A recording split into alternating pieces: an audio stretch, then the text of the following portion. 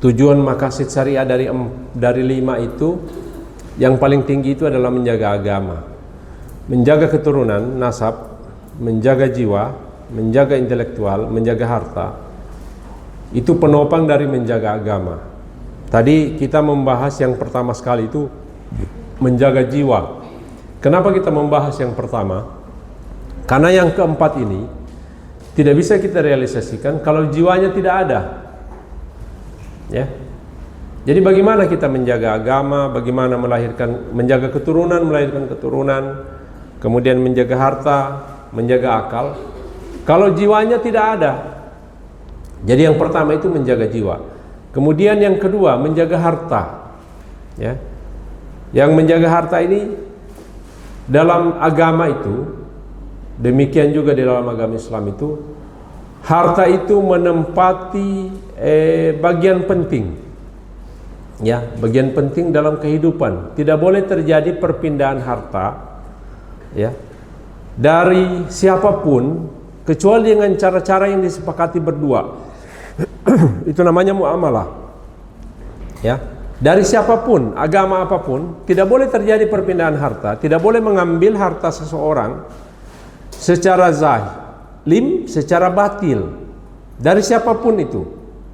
Ya, jadi menjaga agama itu, menjaga harta adalah poin kedua yang penting. Yang ketiga adalah menjaga keturunan, menjaga akal. Yang paling penting bagi kita manusia ini, yang paling berharga bagi kita ini adalah menjaga akal. Jadi banyak ayat-ayat di dalam Al-Quran, banyak hadis-hadis Nabi itu yang kalau adik-adik kedokteran itu melakukan penelitian berkaitan dengan menjaga akal ini. Akal ini bisa juga kita analogikan seperti kesehatan, ya. Saya pernah membaca begini, wallahu alam saya belum dapat sumber rujukan penelitian resminya. Dalam Islam itu kan untuk adik-adik itu kan dilarang, semua kita itu dilarang membuang air kecil, kencing dalam keadaan berdiri. Ya, ternyata penelitian ilmiahnya kan terjadi belakangan. Itu berpengaruh dengan fungsi ginjal. Makanya di Eropa sana itu ada komunitas yang bukan orang Islam, tetapi mereka itu mengkaji hadis-hadis Nabi yang terkait dengan kesehatan. Mereka kumpulkan itu.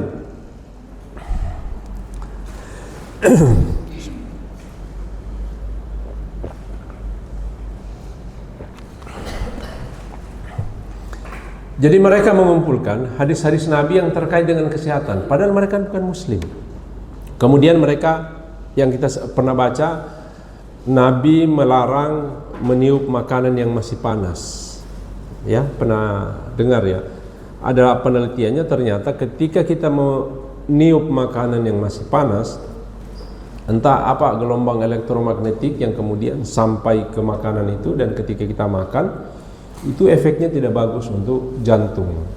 Jadi hampir semua hadis-hadis Nabi yang terkait dengan kesehatan itu ada penelitian empiriknya, didapat oleh zaman sekarang.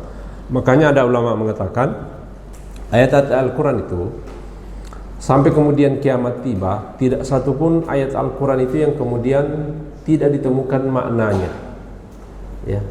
Cuma ada yang ditemukan maknanya di zaman dulu, ada yang ditemukan sekarang, ada yang ditemukan nanti, tidak serempak ditemukan. Jadi kalau misalnya ada konsep-konsep tentang agama, adik-adik sekalian, tentang maqasid syariah kita dengar, tetapi pembuktian empirisnya belum kita ketahui, bukan berarti ini berarti tidak ada manfaatnya. Jadi kalau tadi itu dilarang kencing berdiri, kemudian dilarang meniup makanan, itu sudah ada penelitiannya. Saya tidak mengumpulkan linknya itu, apakah itu hanya orang memang iseng aja atau bagaimana.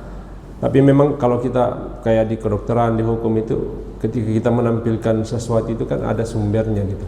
Ini penelitian siapa, oleh siapa gitu. Jadi kita tidak asal sekedar ini karena ini ayat-ayat dari hadis dari Nabi saya maka semuanya benar, tidak. Logika kita juga harus berfungsi di situ. Apalagi ya terkait dengan hadis Nabi yang terkait dengan kesehatan. Dilarang merokok. Dilarang merokok itu kan dalam Islam dilarang ya. Ada yang calon dokter merokok? Tidak ada ya? Ada ya? Ada ya? Biasanya setelah jadi dokter baru dia merokok.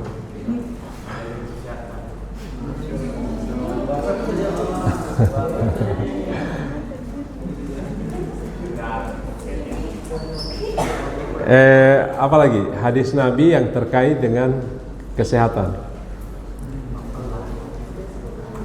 Tidur, ya, terkait dengan waktu tidur, ya, terkait waktu tidur itu, tidur cepat, bangun cepat, ternyata itu berkaitan dengan proses metabolisme dalam tubuh. Ini dokter lebih paham ini. Jadi antara jam 11 dengan jam 1 itu adalah proses di mana detoksifikasi ya. Kemudian jam 3 disuruh bangun cepat karena di situ ya mungkin ada yang dokter lebih paham gitu masalah-masalah yang terkait dengan kesehatan, dan nas dari Nabi yang terkait itu cukup banyak.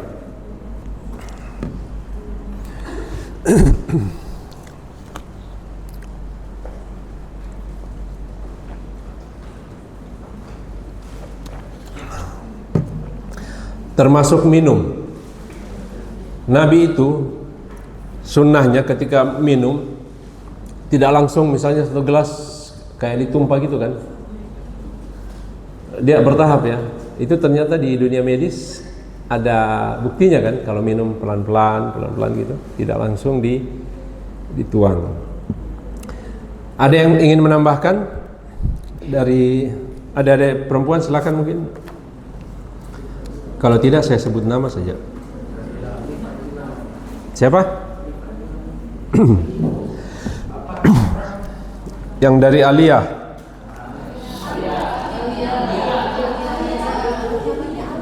Oh, ada namanya Aliyah. Dari Aliyah juga. Dari Madrasah Aliyah namanya Aliyah. Oh, bahasa Arab boleh.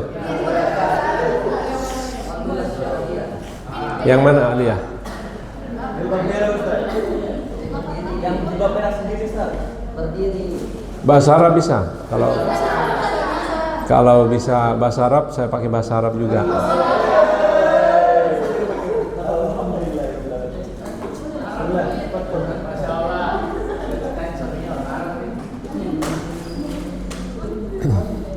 Aliyah, namanya Aliyah ya.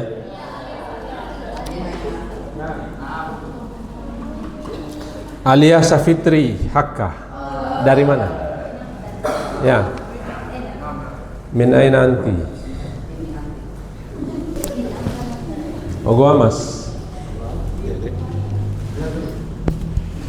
Min Ampana, Ustaz. Min Ampana.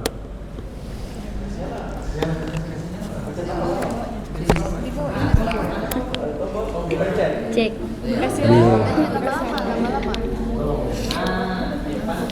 Ampana itu al khairatnya kental, ya, al khairatnya bagus. Ya, Aliyah, coba yang terkait dengan al-bahsu fil maqasid asy-syariah.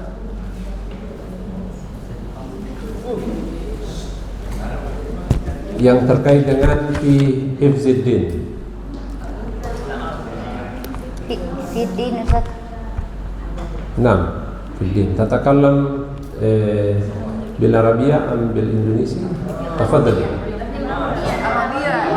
Bil Arabi faqat. Bil Arabiyah. Jari, Ustaz. Nah.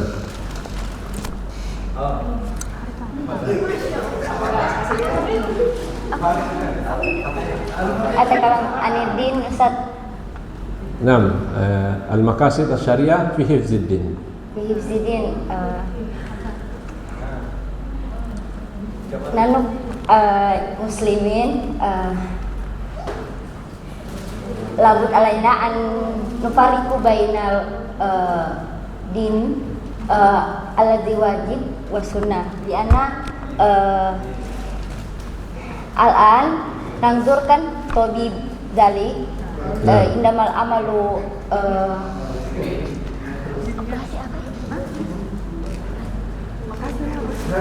nak malu operasi saat kami si operasi kadzalik nano natruku as-salat suma nubadilu ila waqtil akhir.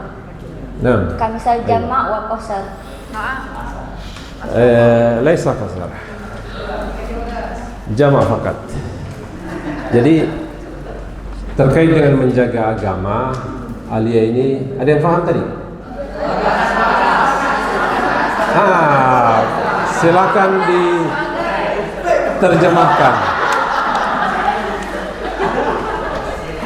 Kalau yang jago bahasa Inggris ada nggak? Siapa? Sebentar nanti gilirannya pakai bahasa Inggris.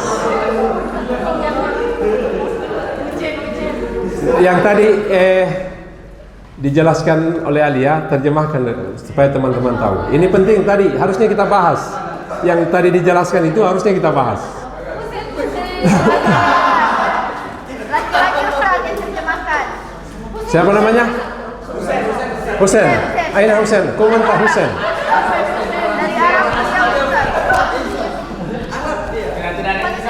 Ustaz. Ya, jadi kalau misalnya kita dalam keadaan mengoperasi pasien, ya, operasi itu kan kadang-kadang lama, tidak boleh ditinggal. Pada waktu itu masuk waktu sholat wajib, bagaimana itu? Tinggal dulu, ntar ya, tinggal dulu, saya mau sholat. Nah, pemahaman kita, bagus ini, pemahaman kita tentang hal-hal yang dalam Islam itu kan kaitannya dengan ini fiqhul aulawiyat. Mana yang prioritas dalam Islam itu, kadang-kadang nas itu tidak menjelaskan. Ada nas begini, ada teks begini. Salah satu perbuatan yang baik itu adalah as-salatu ala waqtiha. As-salatu ala waqtiha. Ketika sudah azan maghrib, kita masih operasi. Kalau kita berpegang dengan teks ini, kita dokter utama dalam operasi itu. Oh, sebentar ya. Ini saya ada hadis yang saya ingat, kalau salat itu harus tepat waktu. Ini sementara operasi. Bagaimana? Husain, bagaimana?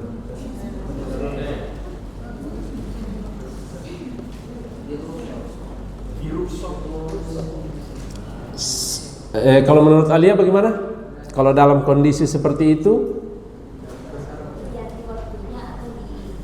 Ya. Jadi kalau dalam kondisi itu adik-adik nanti jadi dokter menangani pasien darurat, kemudian waktu sholat terlewat, maka itu sholatnya dilaksanakan di waktu lain tapi tidak boleh dikasar. Jadi kalau misalnya kita operasinya dari jam 11 sampai jam 4 sore terlewat zuhur, ya, maka kerjakan zuhur tetap 4 rakaat, tidak boleh 2 rakaat. Yang 2 rakaat itu hanya boleh dalam perjalanan, ya. Atau ketika kemarin gempa 2018 itu pas azan maghrib kan, itu termasuk saya tidak sholat maghrib di situ, ya, tidak sempat sholat maghrib karena menyelamatkan jiwa.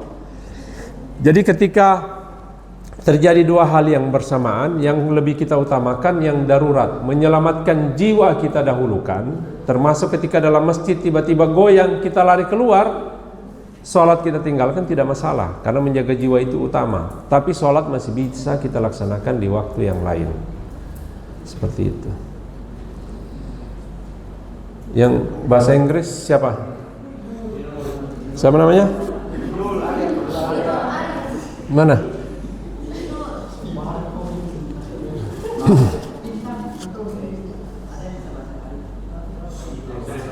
Yang bahasa Kelly juga boleh, nanti kita bahasa Kelly.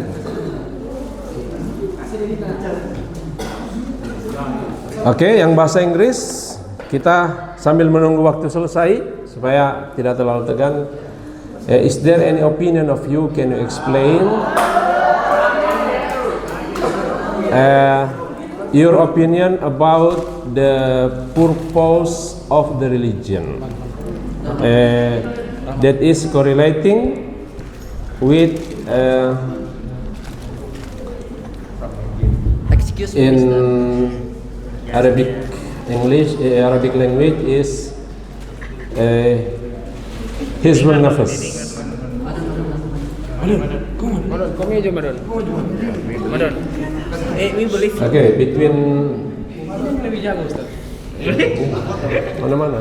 Kan nanti kalau dokter-dokter yang sekarang itu jarang dia pendidikannya hanya S1, pasti lanjut ke S2. Saya pernah lulus beasiswa ke Australia, tapi tidak jadi berangkat karena kesalahan teknis. Ya, jadi saya sudah punya gelar S2 waktu itu. Kemudian apply lagi untuk S2 di UTS, University of Technology Sydney di Australia. Begitu saya apply, gelar S2 yang sudah saya dapat dari Jakarta tadi ketahuan sama kedutaan Australia. Akhirnya mereka bikin suratnya masih saya simpan, dan saya masuk dalam blacklist untuk beasiswa ke Australia.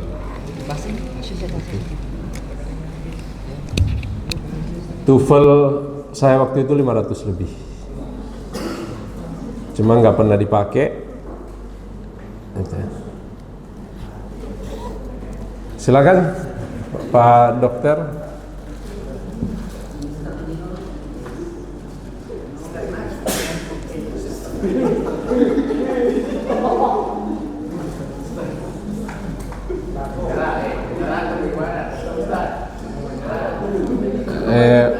What will you do when you are in operating a patient and then the time to prayer is coming? Which one will be your option? Do your salah or finishing operating the patient? And what is the reason?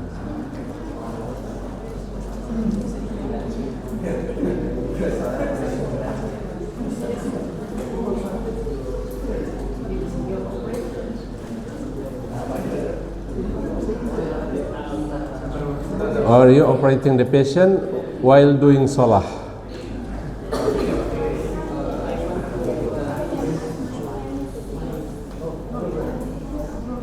Of course, your first option is you'll finishing the to operate the patient, and then move your prayer to another time. Baik, adik-adik, waktunya sudah selesai. Kita tepuk tangan untuk semuanya.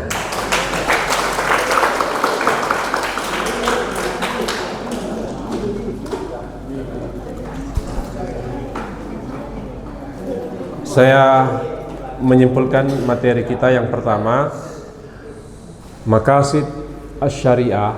Maksud adanya syariah itu secara umum ada 5 bagian. Yang pertama, syariah itu menjaga jiwa, yang kedua menjaga harta, yang ketiga menjaga akal, yang keempat hizbun nasl atau menjaga keturunan, yang kelima adalah yang tertinggi itu menjaga agama. Jadi tujuan yang tertinggi itu adalah menjaga agama.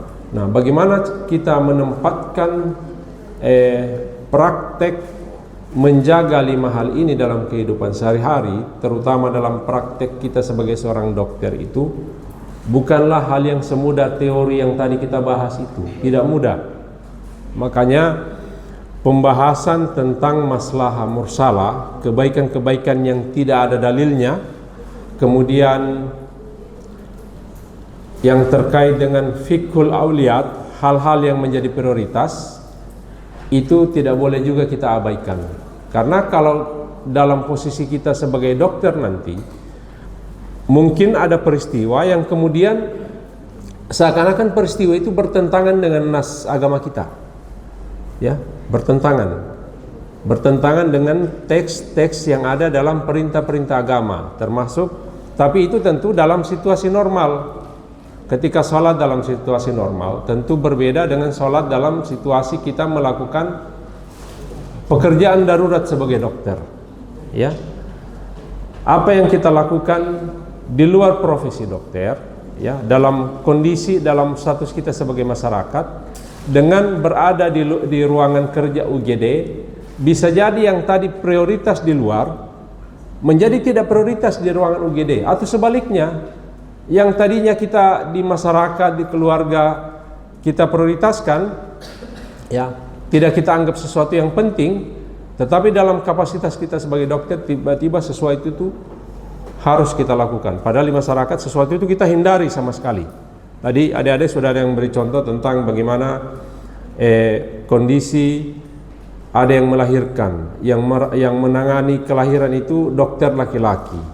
Ada kondisi misalnya ketika melakukan operasi di jam sholat. Tentu yang begini-begini ini adalah basic bagi kita, nanti akan berkembang dalam perjalanannya nanti. Intinya ketika tiga hal ini nanti terjadi secara bersamaan, maka yang kita prioritaskan adalah yang daruriyah atau primer, yang kedua adalah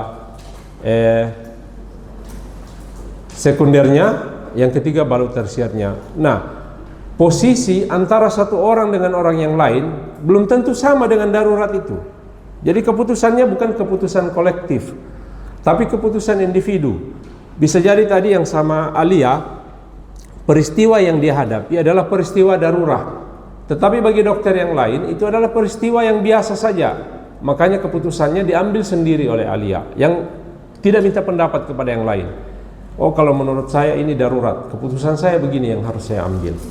Tetapi dalam situasi yang berbeda, teman yang lain menganggap itu bukan situasi yang darurat, ya. Makanya pengambilan keputusan dalam situasi genting oleh dokter, ya, apalagi kalau teman-teman dokter itu biasanya kan bukan dalam situasi normal saja. Ada yang kemudian ditugaskan di daerah bencana, di daerah perang dan sebagainya.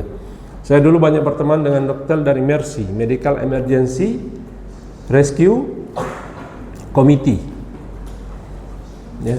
Jadi mereka itu pernah dalam situasi genting mengoperasi pasien tanpa anestesi, dan mereka gunakan gergaji besi, ya. Mereka gunakan gergaji besi, ya.